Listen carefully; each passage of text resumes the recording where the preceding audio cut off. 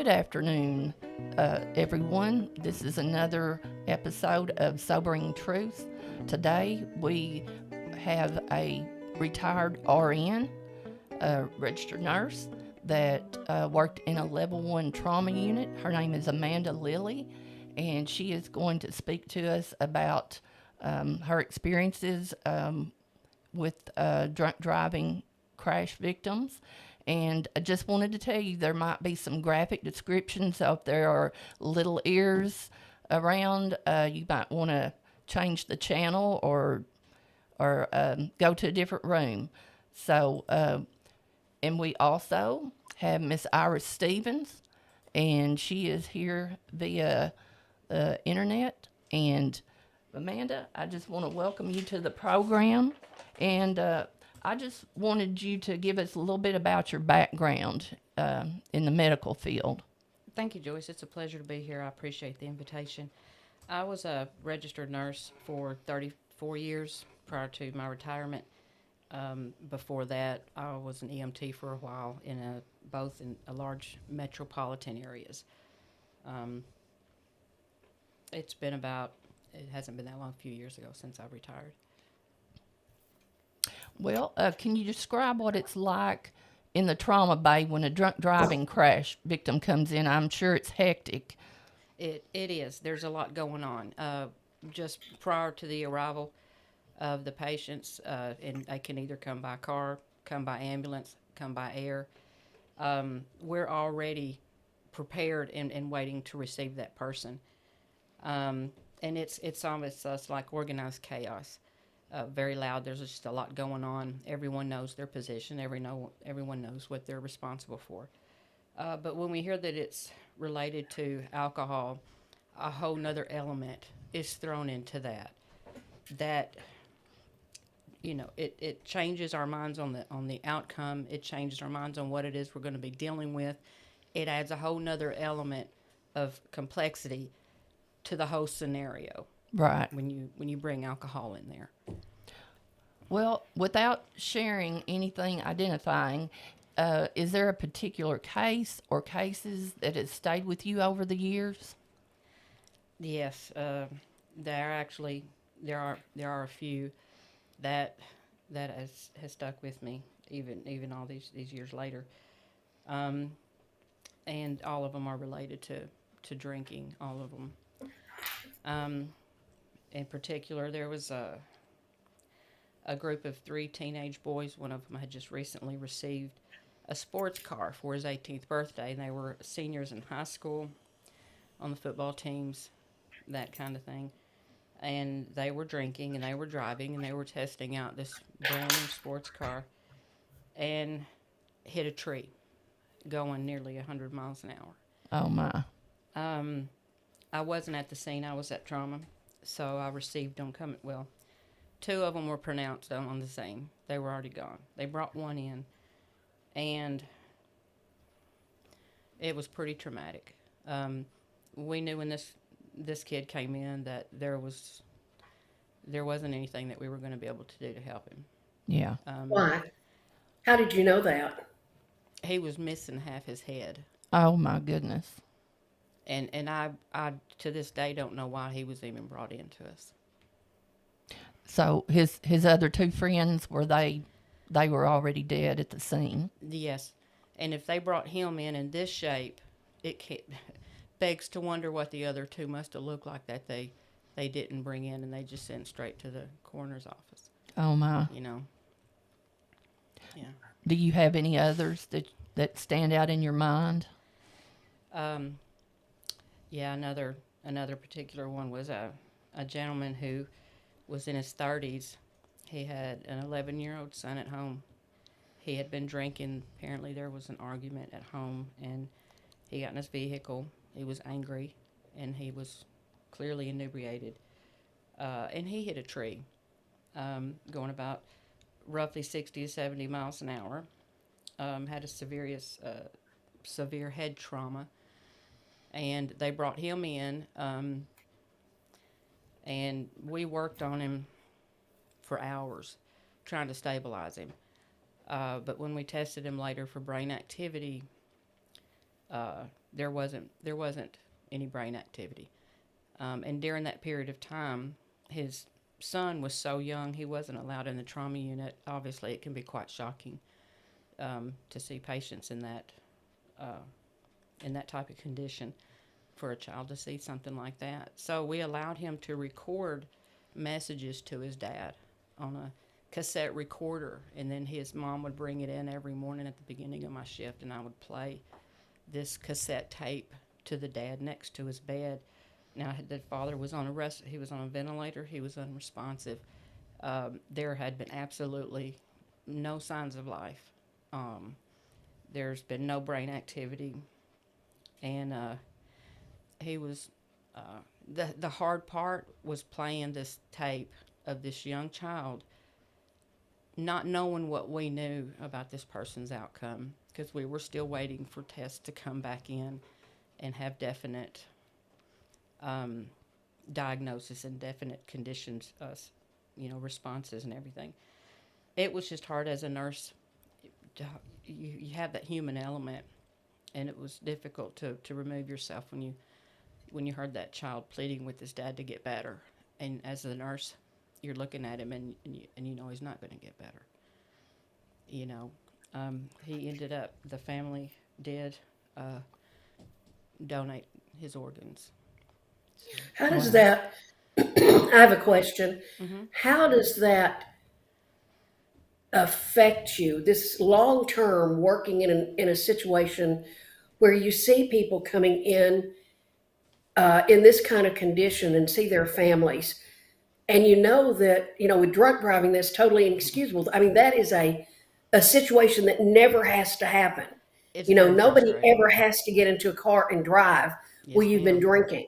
And if you are one that gets hit, you're innocent, you're sober, and you get hit by somebody who's been driving drunk. Mm-hmm. How do the people who work in these trauma units and ER, how do they deal with that?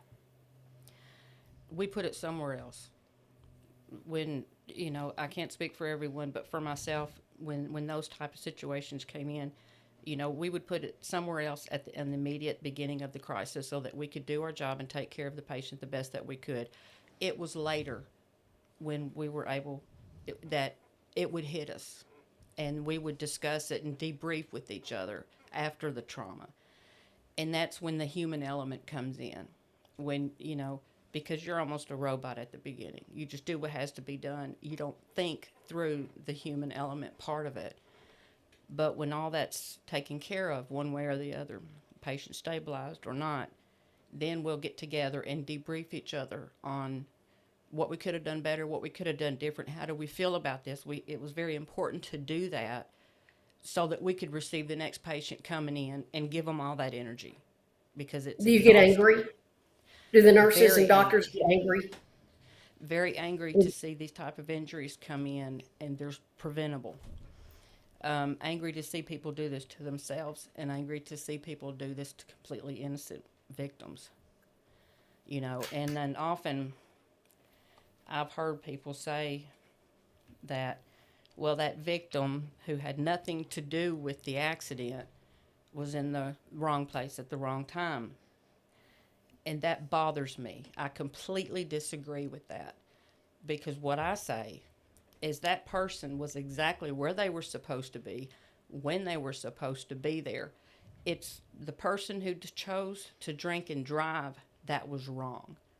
They should not have been on the road. They were in the wrong place at the wrong time, because they had no business being on the road in those circumstances.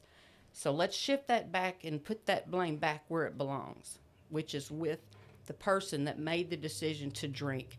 Don't throw it on the victim or Yes. their family.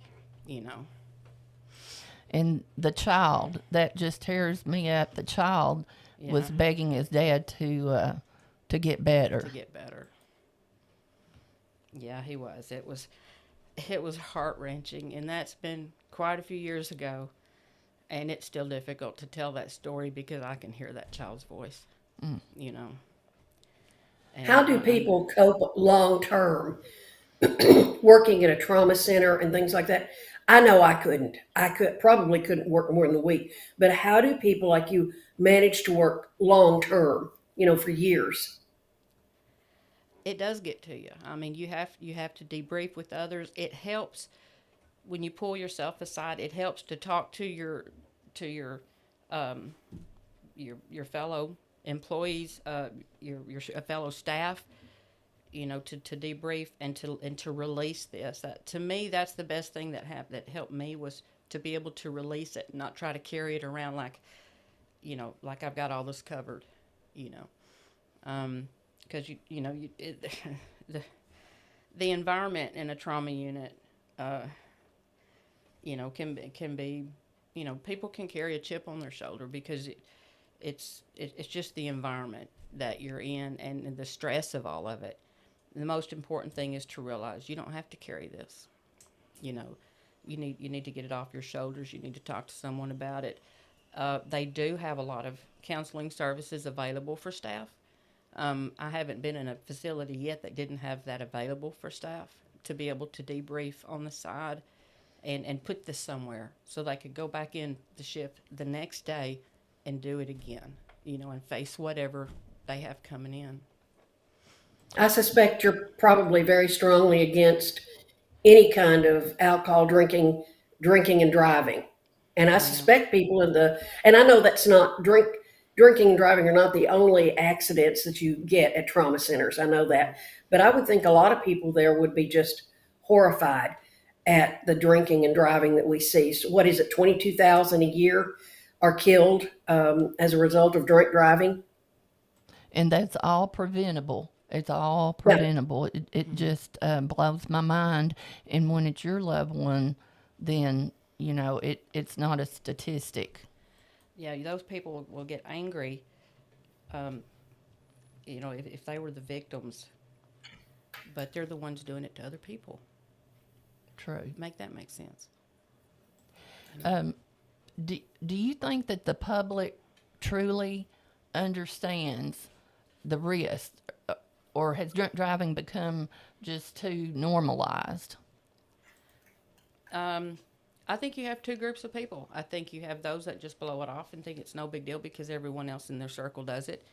And I think that you have a group of people that, like us and the Arkansas Family Coalition that are trying to open the eyes of that other group and make them realize, if you don't care enough about yourself not to do this, for goodness sakes, enough about innocent people has nothing to do with it, Right. you know. Well, if you could just share one message with young drivers or anyone else tempted to drink and drive, what would that be? Don't do it. Right. Pure and simple. Would it help? Would it help to have young drivers see the condition of people? And I know we wouldn't want them to see everything, but young drivers who are on the point of getting out there and driving everything Hmm. to maybe be exposed to some of this. I know Well, one summer I worked in a hmm hospital. I was young, and I was a candy striper, and we were all over the hospital delivering stuff and stuff like that. And of course, a lot of times we wound up in the emergency room, and I got to see things that most of my friends who weren't candy strippers did. And I'm here to tell you, I was terrified of driving and any kind of a problem like that. Never drove, anything like that, and would not, even consider driving after drinking or anything. Not that I drank, but my point is what can we do with the youth? You've had the experience working in the centers, the ERs, and as an the people go out and scrape them up off the road. What do you think maybe would help with our younger drivers? But see, it's not just the younger drivers either; it's older drivers. well, going back to the younger drivers, I don't know what I'm out of the loop a little bit on what they do now. I know in the past there has been driver's ed courses in high schools that would show films related to drinking and driving and show these results. I don't know how regulated that is, and I don't know. Well, Um, I asked about the driver's ed classes. mhm. This has been several years ago, and I asked an insurance agent because I thought they would be the ones that would be most likely to push it. And he told me a lot of the schools don't have driver's ed anymore. And Oh wow. asked why, and he said because the insurance for the program itself. Oh wow, that's So if sad. you know you're locked out because of insurance, then that you know you're going to get kids out there. My kids both took driver's ed, Well, and you and know I'm I know very back in the familiar. day we had it too, and Yeah. that was an eye opener, uh, Yes.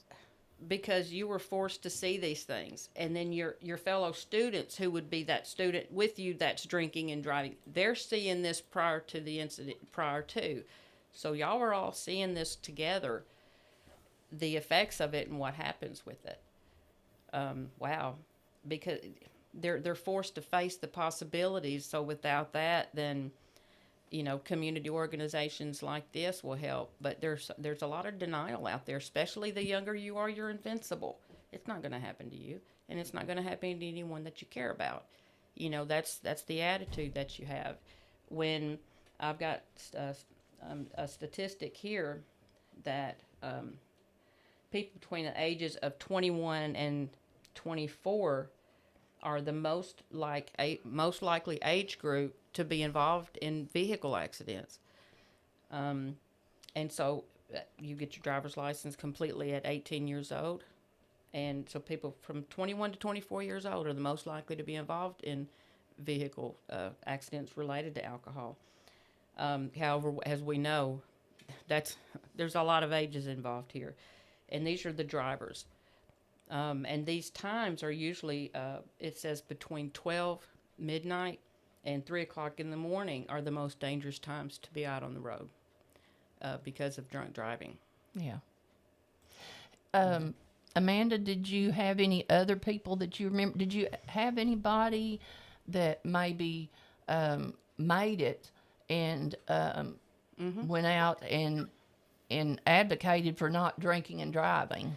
A specific case that comes to my mind was a young man who was in the military, and again, this was the same big metropolitan area, and he was involved in a motorcycle accident. He had been drinking and lost his leg traumatically. It was separate from his body. They brought it in next to him. It couldn't be reattached, so it was gone. And later, and it took him a while to recuperate. So it was a traumatic above the knee amputation from the motorcycle accident. And I had seen him later in a rehab where they were doing his physical therapy in rehab following the accident and everything, following his surgery.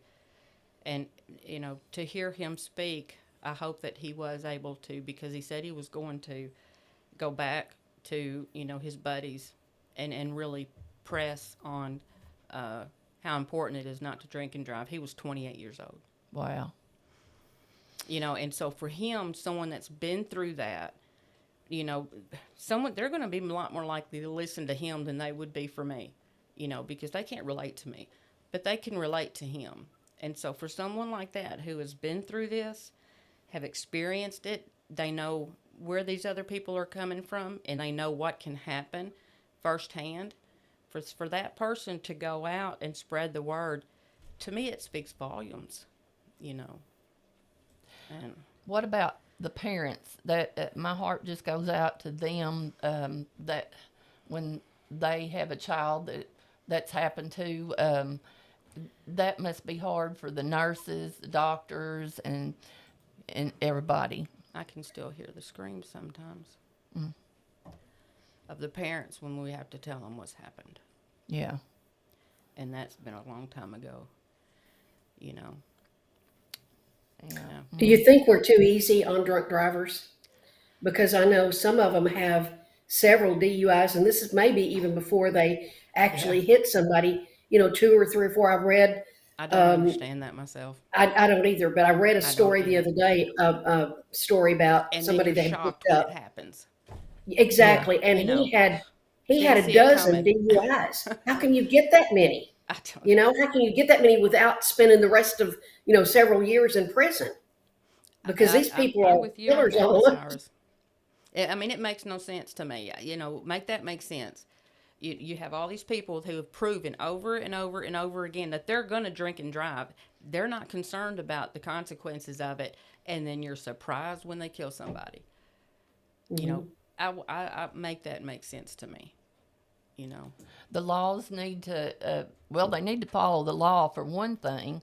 And like we talked about in a previous podcast about the fight against tobacco, that's the plan that is most logical to follow.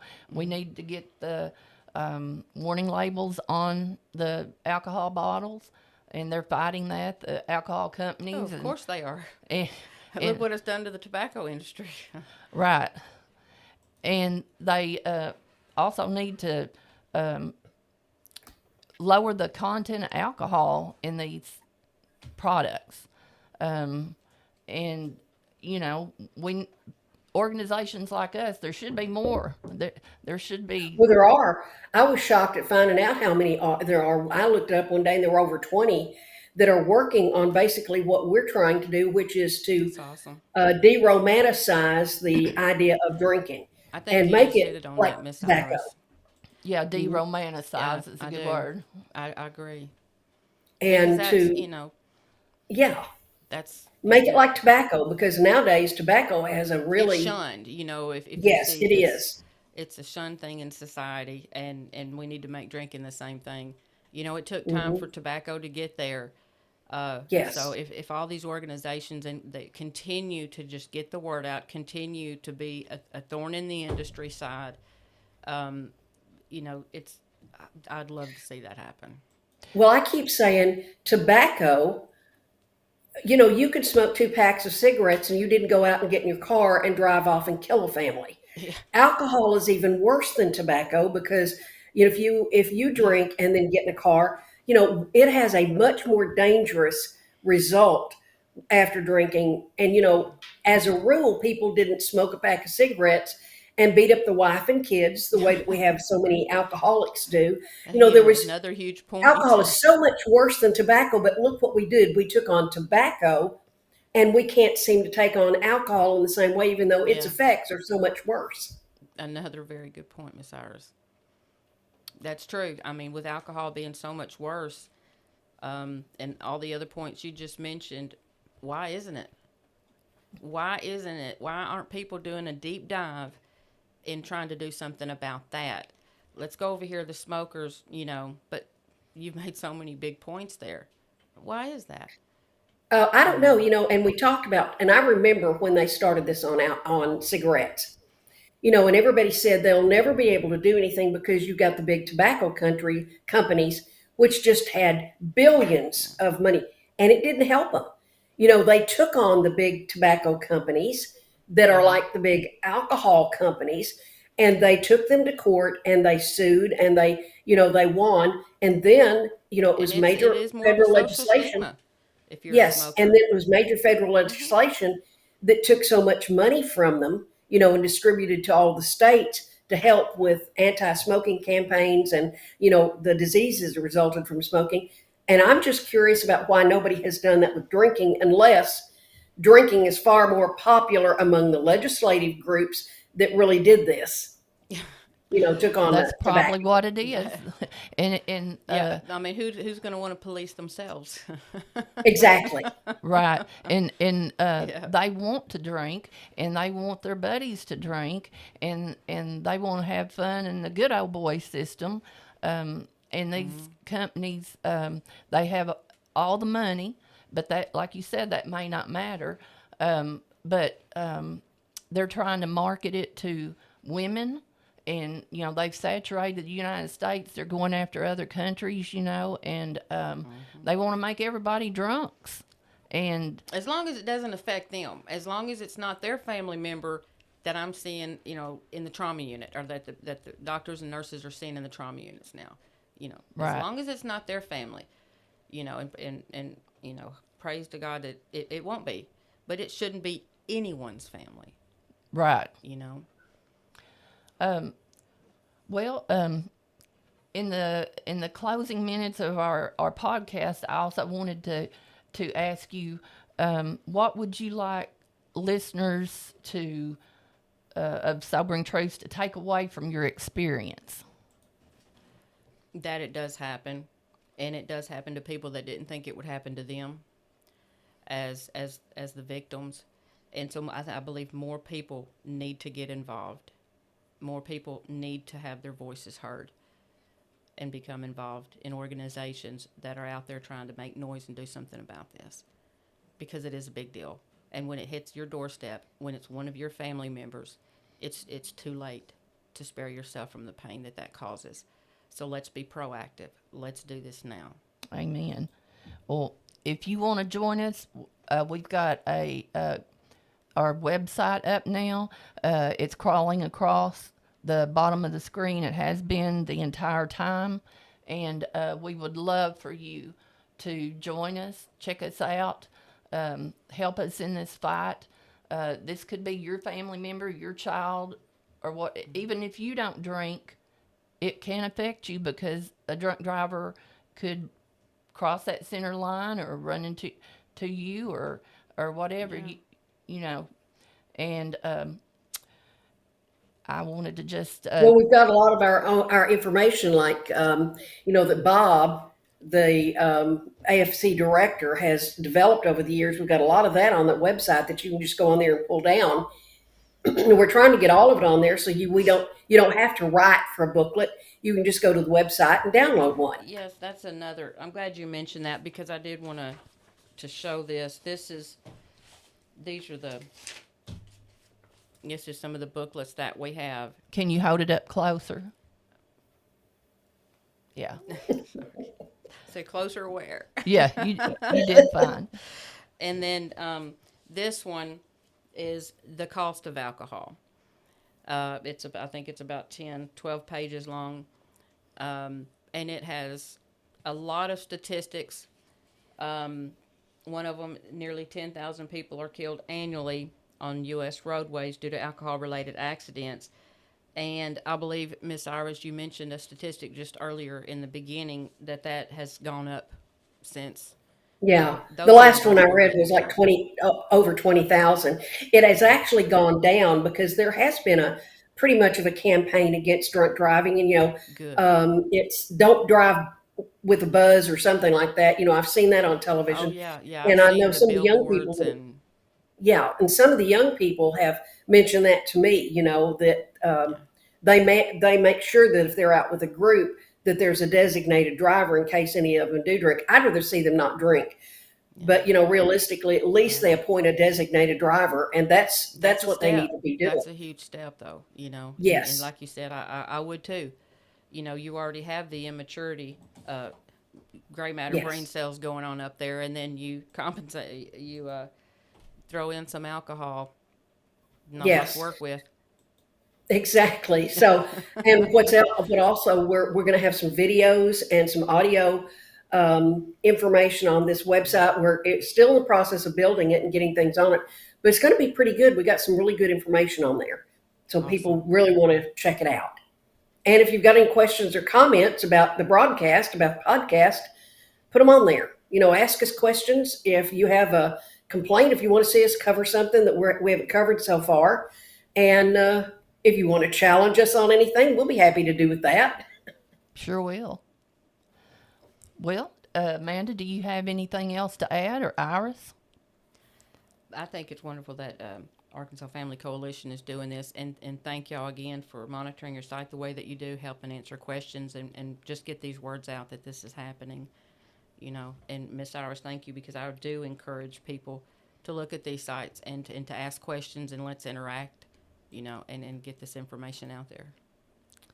All right. Well, we will see you guys next week, God willing, and tune in next week at same time, same place.